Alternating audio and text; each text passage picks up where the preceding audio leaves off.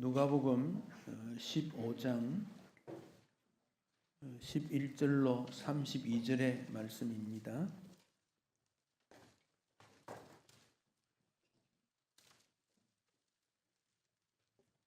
본문이 좀 길지만은 본문 자체가 우리에게 큰 은혜를 줍니다. 11절로 32절 한 절씩 교독해서 말씀을 읽겠습니다. 또 이르시되 어떤 사람에게 두 아들이 있는데 그 둘째가 아버지에게 말하되 아버지여 재산 중에서 내게 돌아올 분깃을 내게 주소서 하는지라. 아버지가 그 살림을 각각 나눠 주었더니 그 후 며칠이 안 되어 둘째 아들이 재물을 다 모아 가지고 먼 나라에 가 거기서 허랑방탕하여 그 재산을 낭비하더니 없앤 후 그 나라에 크게 흉년이 들어 그가 비로소 궁핍한지라. 가서 그 나라 백성 중 한 사람에게 붙여 사니 그가 그를 들로 보내어 돼지를 치게 하였는데 그가 돼지 먹는 쥐업 열매로 배를 채우고자 하되 주는 자가 없는지라. 이에 스스로 돌이켜 이르되 내 아버지에게는 양식이 풍족한 품꾼이 얼마나 많은가. 나는 여기서 줄여 죽는구나. 내가 일어나 아버지께 가서 이르기를 아버지 내가 하늘과 아버지께 죄를 지었사오니 지금부터는 아버지의 아들이라 일컬음을 감당하지 못하겠나이다. 나를 품꾼의 하나로 보소서 하리라 하고 이에 일어나서 아버지께로 돌아가니라. 아직도 거리가 먼데 아버지가 그를 보고 치긴히 여겨 달려가 목을 안고 입을 맞추니 아들이 이르되 아버지 내가 하늘과 아버지께 죄를 지어 사오니 지금부터는 아버지의 아들이라 일컬음을 감당하지 못하겠나이다 하나 아버지는 종들에게 이르되 제일 좋은 옷을 내어다가 입히고 손에 가락지를 끼우고 발에 신을 신기라. 그리고 살진 송아지를 끌어다가 잡으라. 우리가 먹고 즐기자. 이 내 아들은 죽었다가 다시 살아났으며 내가 잃었다가 다시 얻었노라 하니 그들이 즐거워하더라. 맏아들은 밭에 있다가 돌아와 집에 가까이 왔을 때 풍악과 춤추는 소리를 듣고 한 종을 불러 이 무슨 일인가 물은데 대답하되 당신의 동생이 돌아왔음에 당신의 아버지가 건강한 그를 다시 맞아들이게 됨으로 인하여 살찐 송아지를 잡았나이다 하니 그가 노하여 들어가고자 하지 아니하거늘 아버지가 나와서 권한대 아버지께 대답하여 이르되 내가 여러 해 아버지를 섬겨 명을 어김이 없거늘 내게는 염소 새끼라도 주어 나와 내 벗으로 즐기게 하신 일이 없더니 아버지의 살림을 청녀들과 함께 섬겨버린 이 아들이 돌아오매 이를 위하여 살진 송아지를 잡으셨나이다. 아버지가 이르되 너는 항상 나와 함께 있으니 내 것이 다 네 것이로되 이 내 동생은 죽었다가 살아났으며 내가 잃었다가 얻었기로 우리가 즐거워하고 기뻐하는 것이 마땅하다 하니라. 아멘. 우리가 잘 아는 본문이요. 또 어렸을 때부터 들었던 본문이기도 합니다.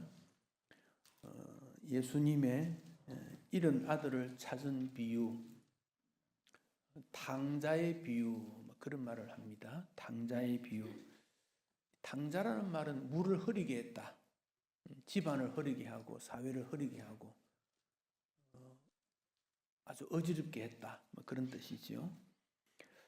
예수님 비유 중에서 가장 유명하게 소개되고 있고 설교자들이 이 본문으로 가지고 설교 안 한 사람이 없을 만큼 유명합니다.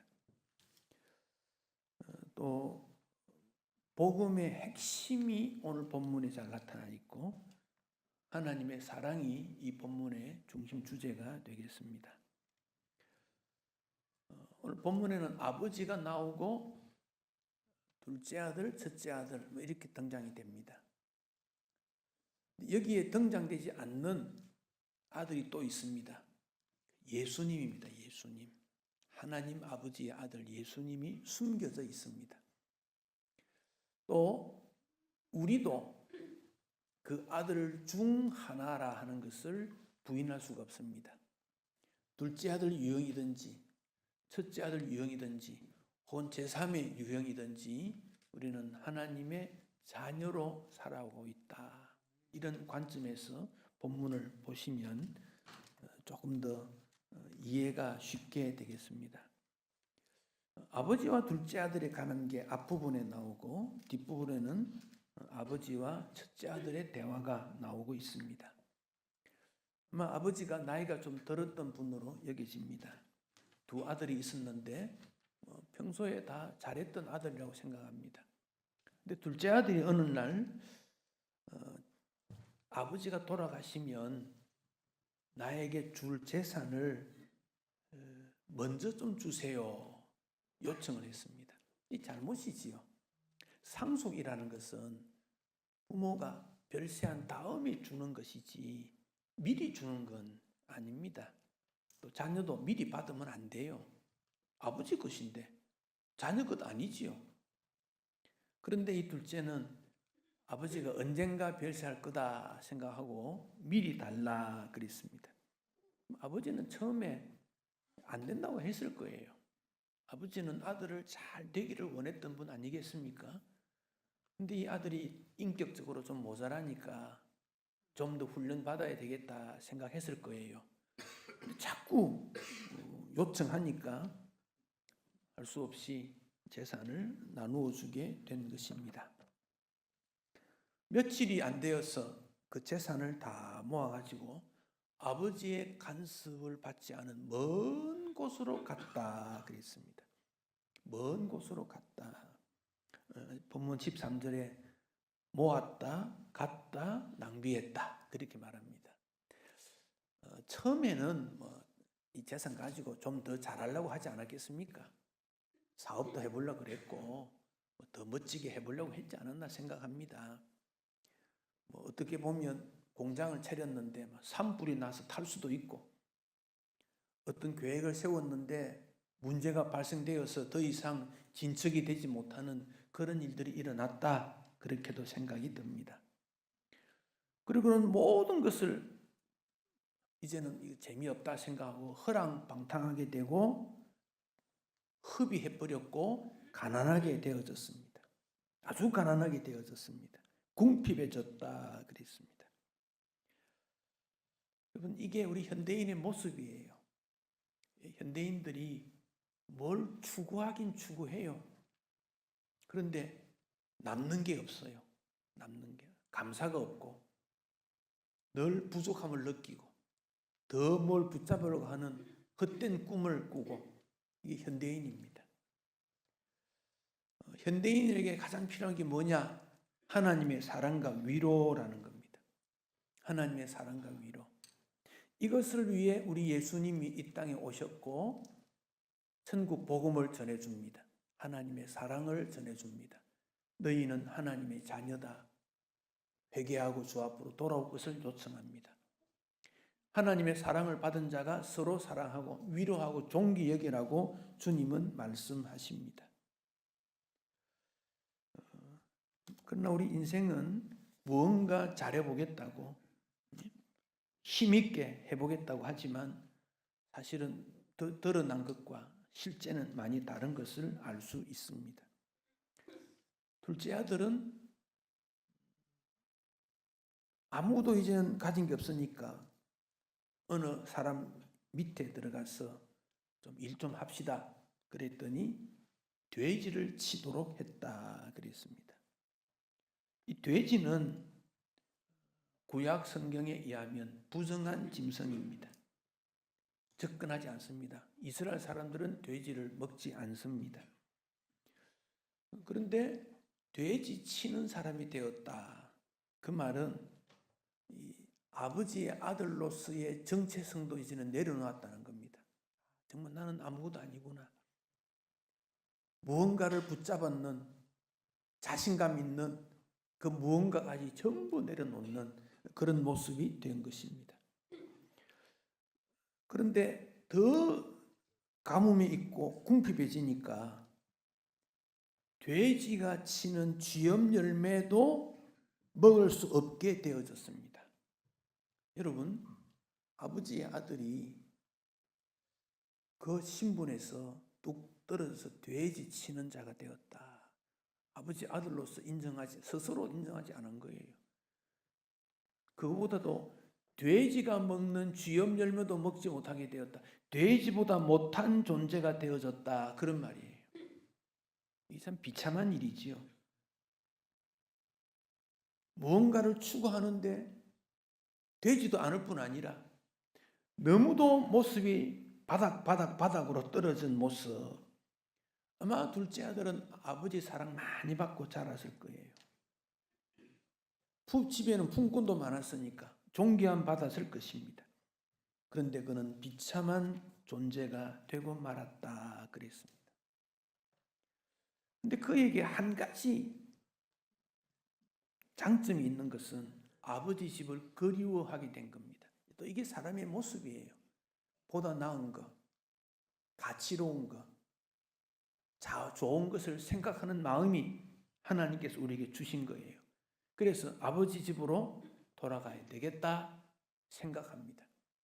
밤에 잠을 자면서 아버지 집 생각했을 거고, 아버지 집의 풍성한 식사, 그 품꾼들이 즐겁게 일하는 모습, 행복을 그는 생각했었고, 더 이상 여기서는 있을 수 없겠다, 돌아가야 되겠다, 그렇게 생각했을 것입니다. 그리고는 자기 자신을 돌아보니까 내가 죄를 지었구나, 아버지에게도 하나님에게도 죄를 지었구나, 그 점을 생각하게 되어졌습니다. 참 안타까운 일인데, 여러분, 이 내용을 렘브란트라는 사람이 그림으로 그렸습니다. 근데 이때가 17세기인데 이때가 이제 유럽에서는 막 신문화가 들어와서 새로운 것들을 추구하는, 진눌린 봉건 사회에서 벗어나서 새로운 문물을 접근하는 그 시기에 렘브란트라는 사람이 이 그림을 그렸는데, 이 렘브란트가 이 그림을 그릴 때 가장 어려웠을 때라 그래요. 렘브란트는 화가는 젊었을 때부터 작품을 많이 했던 사람으로 참 유명한 사람입니다. 근데 30살에 아들이 하나 죽습니다. 33살과 35살 때 큰 딸, 작은 딸이 죽습니다. 37에 아내가 죽습니다. 그리고는 아들 하나 남았는데 이 아들도 렘브란트가 죽기 1년 전에 죽었다 그래요. 참 슬픈 일이지요. 근데 렘브란트가 재혼을 했는데 아들 하나, 딸 하나 얻었는데 그 재혼한 가정의 아들도 먼저 세상 떠났고 둘째 아내도 일찍 세상을 떠났습니다. 그러니까 이분이 재능은 있는 사람인데 세상의 그 무엇으로도 위로를 받을 수 없다 생각한 거예요. 자기를 돌아보았을 거예요. 하나님 앞으로 돌아간 것 외에는 길이 없다.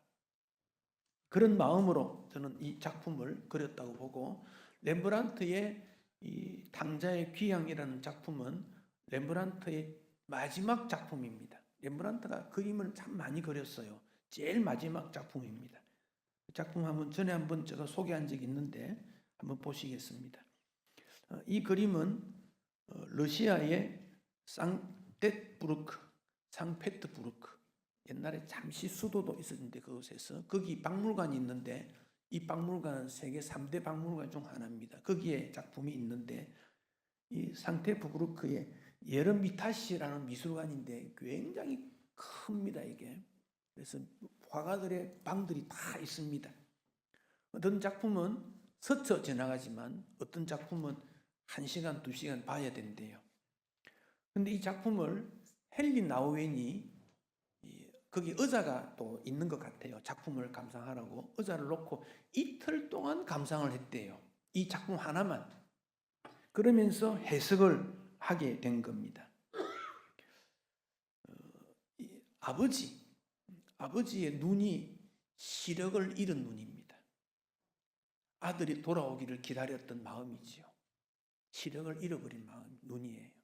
그리고 렘브란트는 작품이 이 밝음과 어두움, 명암을 아주 뚜렷하게 제시를 하고 있는데, 그 두 손이 있지요. 어깨 위에 있는 손은, 한 손은 좀 크고 힘줄이 있고 한 손은 부드러운 손인데 하나는 아버지 손이고 하나는 어머니의 손을 말합니다. 아버지의 강함과 부드러운 어머니의 손을 상징하고 있습니다.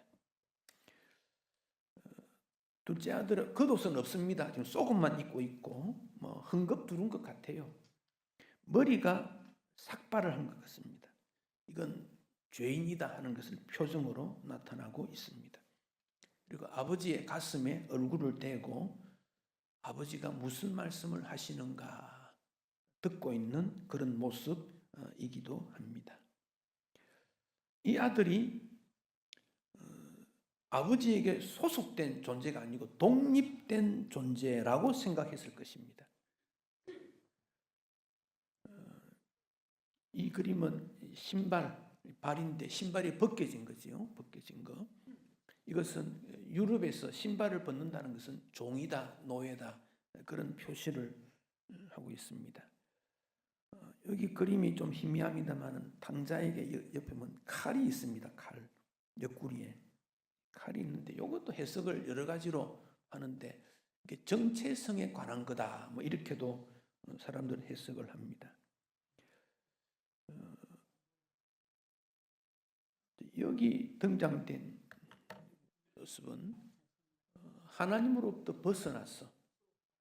나라고 하는 존재, 또 자신감 있게 살려고 했는데 결국 그는 죄의 노예가 되고 세상의 노예가 되고 말았다는 겁니다. 탕자가 아버지의 가슴에 기대면서 귀를 이렇게 품고 있는데 이것은 아버지의 그 심장을 듣고 싶은 그런 모습이라 그러는데 무슨 아버지의 심장을 듣고 싶어 했겠습니까? 너를 사랑한다. 너를 이해한다. 아버지가 돌아왔는데 너 왜 떠나갔니? 가져갔던 재산 뭐 했니? 너 얼굴이 왜 이래? 그런 말이 전혀 없습니다. 그냥 안아주는 것 뿐이에요. 이게 하나님의 사랑이라 그래요. 하나님의 사랑. 이게 우리 부모의 사랑도 그래요. 그냥 가족은 그냥 사랑해 주는 거예요. 다른 거 얘기할 필요가 없어요. 터치, 포용해 주는 거, 안아주는 거. 그것만으로 사랑은 전달되기 때문에 그래요. 저는 이 그림을 보면서 지금 우리 사회가 너무도 많이 깨떨어졌는데 하나님 이렇게 해주시오 저렇게 해주시오 뭐 그것도 중요하지만 우리가 그들을 품을 수 있는 아버지의 마음이 되면 좋겠다. 불이 나서 화재가 나서 재산을 잃어버린 그들도 품어주고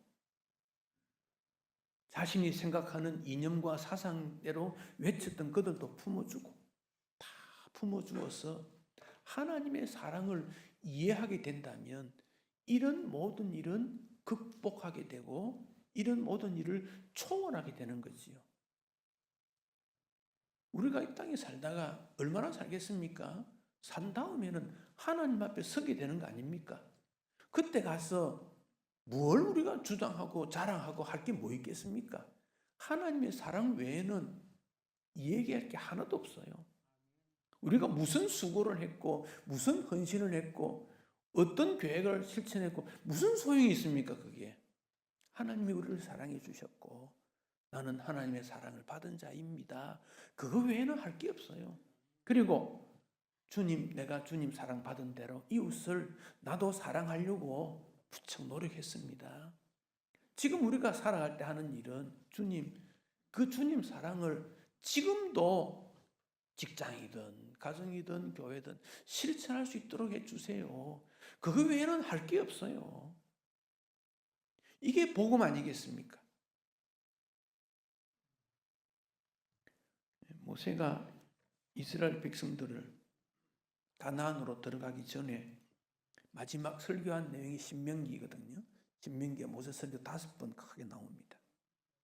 거기 이제 앞부분 1장 29절 이하에 보면요. 무서워하지 마라, 두려워하지 마라. 하나님이 너희를 위해 싸우셨는데 가나안에 들어가도 그럴 거다. 광야에서 너희들을 보호하신 것은 사람이 자기 아들을 안아서 옮긴 것처럼 너희들 그래 한 거 아니냐. 내가 하나님이 너희보다 먼저 가서 장막도 짓고 집도 짓고 그 말이지. 밤에는 따뜻한 불로 낮에는 구름 기둥으로 그렇게 인도하신 거다. 하나님은 품어주시고 안아주시는 분이다. 그 점 말하고 있거든요. 그게 우리가 믿는 하나님인 거지요. 헨리 나우연이 우리는 돌아온 아들을 따뜻하게 맞아주신 아버지, 그 하나님 닮아야 된다. 헨리 나우연이 그 말합니다. 우리는 어떤 목적으로 의미 있게 살 것이냐. 아들을 품어주시는 아버지, 그 아버지 돼야 된다. 그렇게 돼야 된다.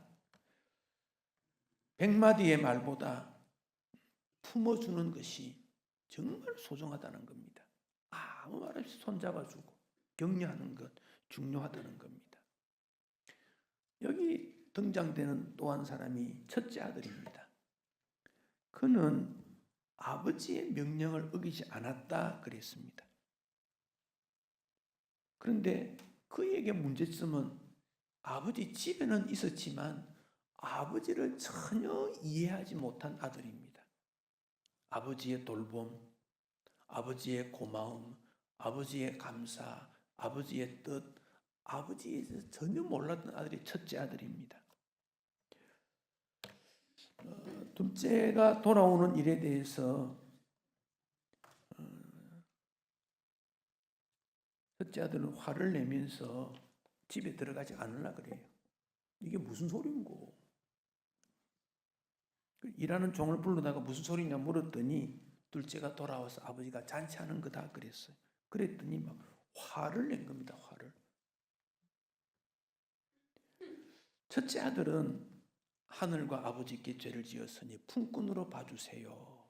회개하는 마음이 있는데 둘째 아들은 나는 한 번도 집을 떠난 적이 없습니다. 여러 해 아버지 섬겼는데 명령에 어기지도 않았는데 뭐 해줬습니까? 부모가 이런 말을 들으면 참 할 말이 없어요. 자녀가 왜 날 낳았어요? 해준 게 뭐예요? 뭐 이런 말 하면 부모가 할 말이 없어요. 첫째 아들답지가 않지요. 이게 우리의 인생의 모습인 것을 우리가 알게 됩니다. 아버지는 뭐라고 합니까? 너 항상 나와 함께 있지 않았니? 함께 있는 기쁨과 감사, 돌봄, 그걸 몰랐던 거예요. 우리가 이것만 깨달아도 늘 감사할 수 있어요. 하나님이 늘 나를 지켜주셨다. 위험에도, 어려움에도, 그 각 순간마다 주님은 나를 도와주셨다는 겁니다. 그리고 뭐라고 합니까? 내 것이 다 너의 것이 아니니 다 너의 것이야. 너 마음대로 할 수 있는 거야. 첫째 아들은 동생을 이렇게 평가합니다. 아버지의 살림을 창녀와 함께 삼켜버린 이 아들, 동생이란 말도 하지 않습니다. 용서받을 수 없다. 그렇게 말합니다. 첫째는 자기는 자랑할 것이 많지만 동생은 도대체 용납할 수 없는 존재다. 그렇게 보는 거지요. 아버지는 둘째에 대해서 뭐라고 합니까? 죽었다가 다시 살아난, 잃었다가 다시 얻은 아들이다. 아버지의 이 표현은 둘째에 대한 말이지만 첫째도 똑같아요. 첫째 마음에 아들로서의 의무, 책임, 자부심, 긍지, 하나님의 사랑을 받은 그것을 다시 회복하기를 원한다는 마음이 담겨져 있는 말이지요. 사랑하는 성도 여러분, 여러분은 누굽니까? 어떤 존재입니까? 객관적으로 보면 참 보잘것없어요. 한평생 살아도 뭐 남는 게 없고 뭐 자랑할 게 없고 보잘것없는 존재예요. 그런데 우리 하나님은 우리에게 이렇게 말합니다. 다시 살아났다. 다시 얻었다. 그게 우리의 모습이라는 거예요. 여기에 예수님의 십자가가 숨겨져 있습니다. 오늘 본문에 나타나지 않는 예수님.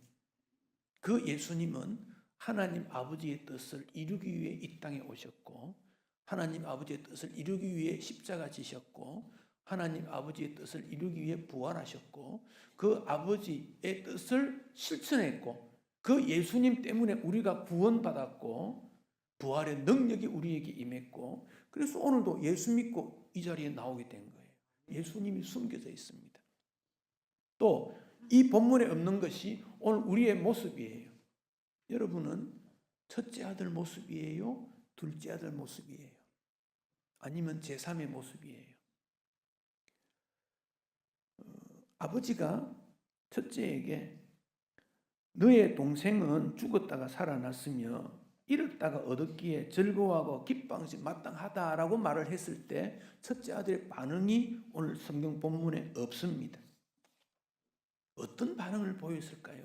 우리 독자에게 성경 읽는 사람에게 스스로 상상하게 만드셨고 또 우리로 하여금 너희는 어떤 태도를 취해야 되는 거니? 라고 질문을 던지고 있습니다. 둘째 아들은 어떻게 했을까요? 아버지께 내 죄 지었어요. 하늘에도 죄를 지었어요. 돌이켰지요. 둘째 아들은 상상할 수 있어요. 어떻게 살았을까? 상상할 수 있어요. 우리 하나님이 우리에게 어떤 분이신가요? 시편 145편 8절에 이렇게 말씀하고 있습니다. 우리 같이 한번 읽겠습니다. 여호와는 은혜로우시며 긍휼이 많으시며 노하기를 더디하시며 인자하심이 크시다. 은혜와 긍휼, 인자, 우리 하나님이라 그래요. 하나님. 여러분, 긍휼이라는 이 단어는 정말 우리에게 마음에 담기는 게 이 긍휼이라는 단어예요. 예수 믿는다, 나는 잘 된다. 긍정보다 더 중요한 것은 긍휼이 여김 받는 거예요. 긍휼이 여김 받았기 때문에 우리가 주님 앞에 예배 드릴 수 있고 천국 백성 된 거 아닙니까? 이런 하나님 아버지의 마음을 우리가 조금이라도 이해하고 이해 못해도 그렇구나라고 생각한다면 우리도 어떤 모습으로 살아가야 될 것인지를 우리는 잘 알게 됩니다. 그래서 주님은 부활하신 다음에 제자들에게 복음을 땅 끝까지 전해야 된다. 하나님의 나라를 사랑하고 사모하고 알려라. 그 제자들이 순교하면서 하나님 나라를 끝까지 알리고 예수님 위해서 다 평생을 바쳤지 않습니까? 우리는 어떻게 살아야 됩니까? 뭘 해야 합니까? 저는 오늘 그 질문만 여러분들에게 던지고 결론은 여러분들이 맺으면 좋겠습니다. 여러분 각자가 나는 앞으로 남은 생에 어떻게 살아야 될 것인가? 무엇을 하며 살아야 될 것인가? 그 결론은 여러분이 맺으십시오. 하나님의 사랑을 받은 우리가 어떻게 사는 것인지 기도하겠습니다.